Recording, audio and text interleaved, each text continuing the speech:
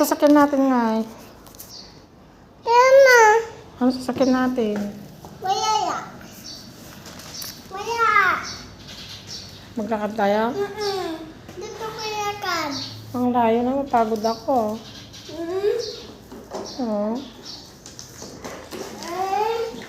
Bebet, kawawa ako.